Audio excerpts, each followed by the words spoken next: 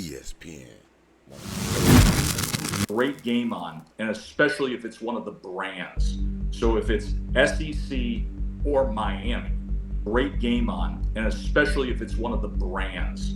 So if it's SEC or Miami, great game on, and especially if it's one of the brands. So if it's SEC or Miami, great game on, and especially if it's one of the brands. So if it's SEC or Miami, great game on, and especially if it's one of the brands. So if it's SEC or Miami, you're going to have the eyeballs. Like, it's automatic. And now you get a Miami team like this, and you get a Miami team that is chunk plays and a Heisman level quarterback and exciting and undefeated and feels like they got the swag again. And yeah, man, it's on fire. Joe, you had the opportunity to call Miami in week 1. Yeah, man. It's on fire.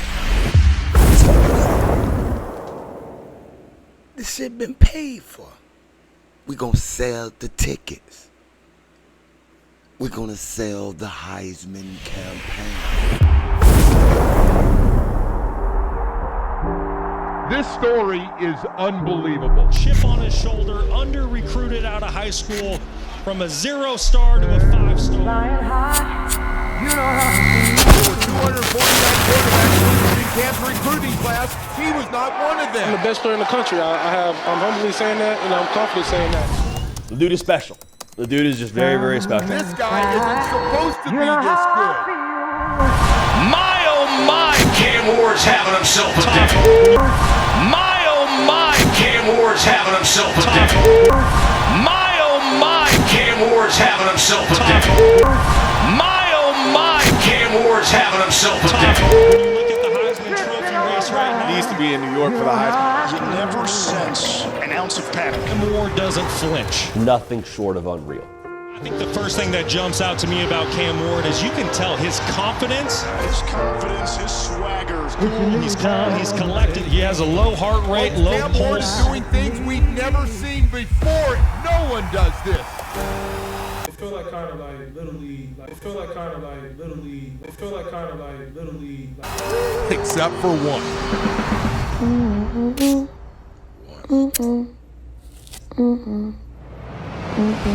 Ready? Creates something out of nothing. Absolutely sensational. There's a reason why he's at the top when you look at the Heisman Trophy race right now. Spencer had him. Ward flips it to Williams. How do you like this? Just an absolute playmaker at its finest. Go ahead and buy the ticket and all that, but he also needs to make room in his house where he's going to put that Heisman Trophy. We're not just talking about going there anymore. We're talking about winning it. Welcome to the Heisman Trophy ceremony. We know if we block too good, we gotta let Cam run around and make some magic happen. This is a true story. Coach Bowden said, when we played our first game against Kansas and beat the brakes off of them, protection was perfect the whole game. Run game was kicking ass, flexion pass. He's like, man, Charlie ain't going to win the Heisman. Yeah, make it easy. Unless he has to scramble around and stuff. Don't block so good. Yeah. This is a true story. Coach Bowden said, when we played our first game against Kansas and beat the brakes off of them, protection was perfect the whole game. Run game was kicking ass, flexion pass. He's like, man, Charlie ain't going to win the Heisman. Yeah, make it easy. Unless he has to scramble around and stuff. Don't block so good. Yeah. This is a true story. Coach Bowden said, when we played our first game against Kansas and beat the brakes off of them, protection was perfect the whole game. Run game was kicking ass, flexion pass. He's like, man, Charlie ain't going to win the Heisman. Yeah, make it easy. Unless he has to scramble around and stuff. Don't block so good. Yeah. But I asked everybody last night, I said, are you guys going to show up? And they said, you know it. You tell the story. You tell the whole damn world. I said, you know it. You tell the story. You tell the whole damn world. This is. I like this place. Fernando, but the Bears about contentious rush. Got to get the ball out quickly today. And you know about Cam Ward. He has been brilliant. But the Bears have forced him into turnovers a couple times. They saw him when he was at Washington State. Now, when the ball's in the air, it is in jeopardy. Cal has 10 interceptions to lead the nation. Noah Williams has 4 of them. And Miami's right behind with 9 picks. Michelle. It sells tickets. And we're not going to just blow everybody out first half. We're going to let them hang in there. Make them think they have a chance. Give them hope. And then Cam crushes that hope. He carves the defense up and crushes that hope. Yeah, you heard him. Let's go. Now, one of the comments when you look at Miami's ranking from other people, which I actually think is justified, is Miami hasn't had that impressive of a schedule. You look through their schedule, and probably their best win is that week 1 game that you called, considering that Florida has figured it out a little bit. You've been on SEC duty. I'm wondering, with your own eyes, given what you saw week 1, where do you think Miami stacks up? Because it is a pretty fair. Miami can score on anybody in the country. Miami can beat any team in the country because they can outscore any team in the country, and that is a fact. And it is a pretty fair criticism. Miami can score on anybody in the country. Miami can beat any team in the country because they can outscore any team in the country, and that is a fact. And it is a pretty fair criticism. Miami can score on anybody in the country. Miami can beat any team in the country because they can outscore any team in the country, and that is a fact. And it is a pretty fair criticism. Miami can score on anybody in the country. Miami can beat any team in the country because they can outscore any team in the country, and that is a fact. And you're talking to and what did he say? This is an ESPN guy who loves the SEC. You heard him say he's an SEC fan. Grew up rooting for the SEC. Growing up in the Northeast, tailgating at the Boston College games. And he's secretly an SEC fan. He's still an SEC fan. It sounds like he's a Miami fan. At least this brand of Miami fan. Somebody that is, working games at I've had 3 Alabama games. I work LSU games. I work mostly in the SEC, with the exception of the Canes are, a national level program. So I'm going to end up doing Canes games, which I'm thrilled to have my 3rd one of the year. And also I can, of course, sleep at home and drive over Alligator Alley, which is nice. But they can score and beat anybody in the country. They can outscore anybody in the country. We know the limitations of the defensive backfield. We know they've given up chunk plays. They caught a bad injury there.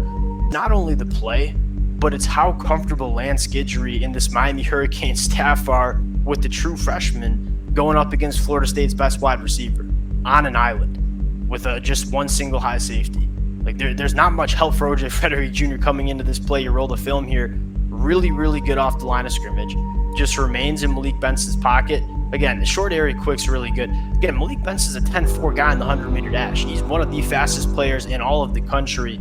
This is not a bad ball by Luke Kromenhoek. OJ Frederick Jr. just eats him up. I mean, this is as good as it gets from a true freshman cornerback, especially working on one of the better wide receivers on this Florida State roster, which unfortunately is not saying much.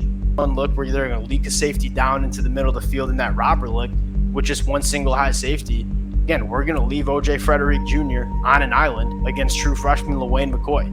Take a look at this rep. This is another one of those textbook reps where he's just going to squeeze the true freshman wide receiver right to the sideline. Yeah, he gets a little bit handsy here. He doesn't get called for it. This is how it looks. Like when you have a boundary wide receiver that is running vertically down the field, just squeeze him out, take the real estate away. That's what OJ Frederick Jr. does. We saw on the first rep. That defensive line is also now getting to the point, as they've come back to full health, where they can wreck people and be destructive and create game-changing, game-altering plays. We saw that for moments against Louisville. But for sure. I mean, it's really imperative when you get those young guys out there. I think the biggest thing is just giving them the confidence just to believe in themselves, so that later in the season when we do these things, they'll be able to do it. I think things have been going great, man. I got great guys next to me. I got a great DC that's calling the right plays, and as y'all can see the results to it, man, we're going to want to know every day, and we're just going to keep on working. But I have great trust in Miami. The schedule is not the kind of schedule where you can sit and make certain arguments in different directions. But the eyeball test, especially with that offense, oh, it very much is. Very much. And that's why I cannot wait to see what happens with the college football playoff. I cannot wait to see where Miami is seated. Listen, you win the ACC championship, you know you're going to be the 3 seed. You know where you're going to be playing.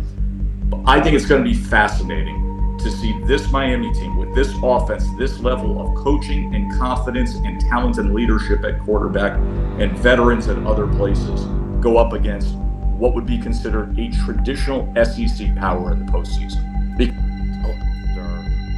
Are loaded with a bunch of really good players. I think tonight for us, you know, I felt like 2 weeks ago against Bama, I felt like up front we held up better up until in the Alabama game, up until the last 5-6 minutes 40 seconds, I guess it was.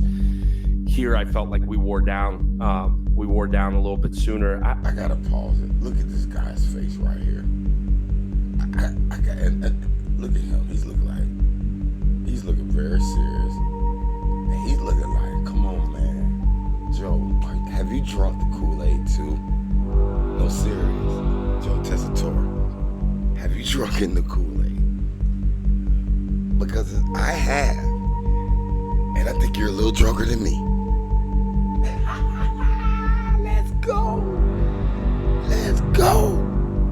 I think Joe Tessitore is about as drunk as me on the cane Kool-Aid. Let's go. I don't think this guy is believing what he's hearing. Look at his face. He's not believing what he's hearing.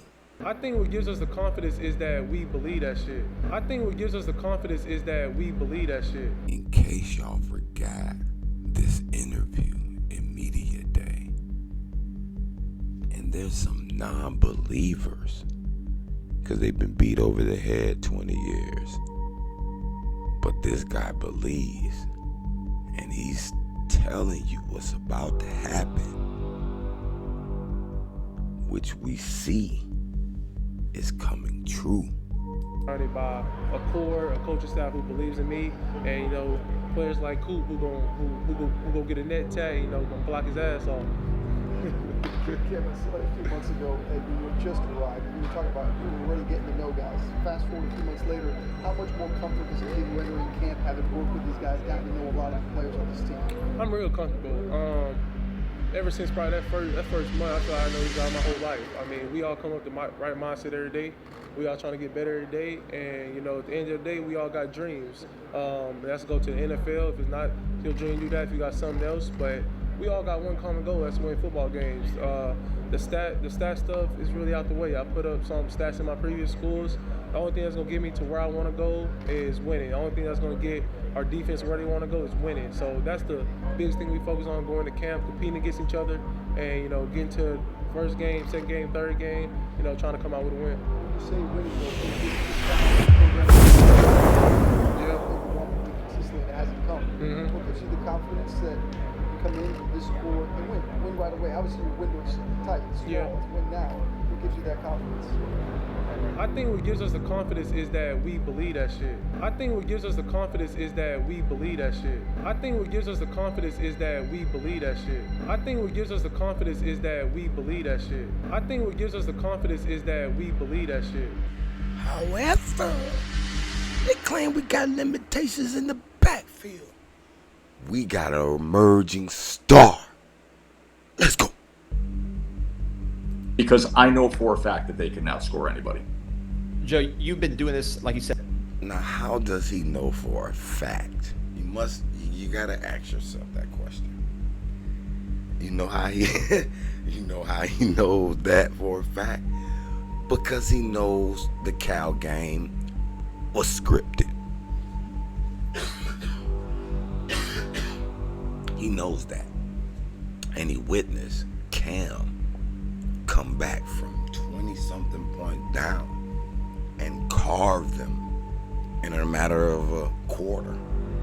In a matter of a quarter, he knows that the Miami's offense has been told to hold it down.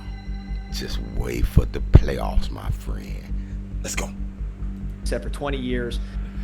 What vibe you're picking up inside the building? Like, what's the sense that you're picking up around, all that juice with Cam and Chris outside and of everybody else? state-sanctioned propagandist? Yeah, right.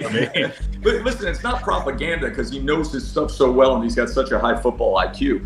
But he's definitely going to make sure you know it and that you can repeat it. I think I'm picking up a lot of the stuff that when I first was with Mario, and I've been with Mario obviously a lot of different steps, but first with him, when he took over this task to bring the Canes back to what he knows them to be, a guy who was part of 2 national championship teams, of the plan he set forth. And listen, I think I did that Florida State game a few years ago where it was just brutal. And to understand this was always going to be about the talent acquisition business with the elite development with an emphasis on offensive line and then getting the pieces together. Okay, look at what you have right now. You have the talent acquisition, you have the development of the skill set, you have the offensive line that almost everybody in the country would trade for, maybe outside of LSU with the bookend tackles. And you're getting so what do I read in the program? And maybe outside Indiana. Cause I was watching their offense. Maybe they haven't played elite D-line yet. We will see. But those guys look like studs as well. And a couple of other teams out there. However, I'll take our line. I'll take our line before I take any of those lines. I'll stand pat. How about that? I'll stand pat, sir. I'll stand pat. I read, we set forth the compass, the GPS was put on this destination, and now we're getting off the exit and we're arriving. Not all the way there. Wait a minute. What? There yet, but you can see the destination. See, y'all gotta stop it. Y'all controlling these things gotta be because either you're repeating exactly what Mario is saying. We're not there yet. We're not there yet. We're not there yet. But you're claiming you put the GPS on it. That is tracking. How good is this GPS technology in tracking? Because it just feeds my conspiratorial appetite. Because last year I told these people we tanked some games and we were told to dial it down. We won't let you arrive until next year. But now I'm kind of worried about y'all saying we're not there yet. We're not there yet. Are y'all not going to allow us to go ahead and win this national championship? Are y'all going, what's going on here? Ain't nobody out there can beat us. We could beat anybody in the country as you suggest. So why we keep putting that out there? We're not there yet. We're not there yet. Beep, beep, beep, beep, beep. What is there? When will we be there? Will we win the Natty this year? Because to me, coaching, if we have the best coaching, it should be able to get us over the hump. Because we got good enough players to match up with anybody. Now it's going to come down to who is coaching in the flow of the game better. Who is understanding that, hey, we running these few run plays here, and they're not stopping us on this drive, so there's no need for us to come out at 4 wide on 2nd and 2 after we done gashed them for another 8. There's no need to try to say, oh, let's pass now. Let's go ahead and pass. If it's not broke, don't fix it. And I think I heard Cam Ward make that comment. If it ain't broke, don't fix it. So, listen, I'm not biased towards the run. If we're gutting them on this pass concept down the field, and then maybe we need to keep going. You know, keep gashing him. Okay, and then if you sprinkle a run here, like I got first down. I love when you come back out and gas. Okay, keep that flow going. If it ain't broke, don't fix it. Go with the dial. Do not try to intervene. Do not try to over-evaluate. Do not try to outsmart yourself. Go with the dial. Okay? Do you know what that means? It means wherever this offense is taking you, let it take you. It's like swimming against the currents. You gotta swim with the current, not against it, or you would drown. Okay? Don't drown our offense into 3rd and 9 and back against the sticks, and now we gotta punt when we were flowing so beautifully, and all of a sudden you stalemate us. We're settling for 3. Tighten up. Go with the dial. Joe, a lot has been made of Cam Ward right now at the position of quarterback, the leading contender along with Dylan Gabriel. And the Heisman Trophy competition this year is one of the better, most competitive competitions in quite some time. If Cam Ward does finish this story, to borrow some WWE. Boy, oh boy, you are deep in it. I mean, you are bloodline referencing and everything. Holy cow. If Cam Ward does finish this story. Well, hold on. And you got your Kiki face on. What is this? And then he said your bloodline referencing. Y'all know that's coded. That's coded. Well, I'm not going to say I know what that code is, or have I cracked the code, but I'm intrigued to know what that truly means. Okay. I think it's all in alignment with the GPS tracking technology. Okay, let's go. Do you see the voters passing up the opportunity to crown an undefeated player at that position with that brand on his helmet as the Heisman Trophy winner? Yeah, I think the Heisman Trophy, I used to be part of the broadcast and presentation and track it for ESPN for years and years. I think that has also changed through the years, and it'll be interesting to see how it plays this year. I think the voting for the Heisman Trophy is absolutely atrocious. I think it's absolute garbage. I love the organization, the people that run it, the philanthropy, the tradition, the pageantry, the prestige, all of that. We have to not have 950 voters with an archaic system that's antiquated based on having newspaper editors that were grandfathered in going all the way back to the 1950s. Of the 950 voters, you probably only have 10% that follow the sport closely, work in it week in and week out, understand what they're watching, and are really qualified to properly vote for the Heisman Trophy. That's funny you mentioned that, because I saw a YouTube clip. A guy did an interview. I think it was with Cam. Or it was with Shador. It was one of those guys. And he's like, I got a Heisman vote. And I was thinking to myself, how did this guy get a Heisman vote? Anyway. So what you end up getting is much like, say, running a turf race. For those of you that handicap and happen to play the ponies a little bit, he who jumps last wins, right? So you're in the race, and then it's always that last jump of conference championship weekend. So Cam, maintain what you're doing. Hurricanes maintain undefeated. We talked about the schedule. They catch a loss. I don't love what could happen the way it's perceived with the Heisman thing. And then finish really, really strong with a compelling, dominating passing stat performance against Clemson with a victory in the ACC championship game. And I think you're right there. Uh-oh. Joe, I got to ask. Is that the prediction? We need to carve Clemson, carve them up. Like, Clemson can't stop it. Can't stop it. Carve Clemson up, can't stop it. The only way Cam is going to be able to do that is he's going to have to get his dink and dunk game up to par. I think his mind is forgotten about it. He got the arm. He got the touch.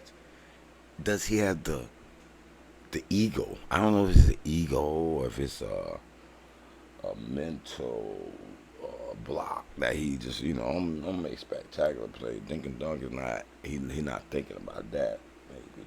So it's just blocked out right now. But what I would do if I was the coach, I had Cam go ahead and play in this razzle dazzle style like you're doing. But when we get in this ACC championship game and play all bound, we dinking and dunking them. They're going to be thinking they got time to get you in your razzle dazzle. No, we got some dink and dunk routes. Sucker. Tight end crosses, tight end little buttons, tight end little outs, slants. Both running backs flaring out the backfield. So, you know, you pick your poison. You either finna cover that tight end up the hash, or I'm dumping it off to the Chris Johnson. You feel me? You playing that far off? I'm throwing the stop, the 5 stop. You feel me? Sabat.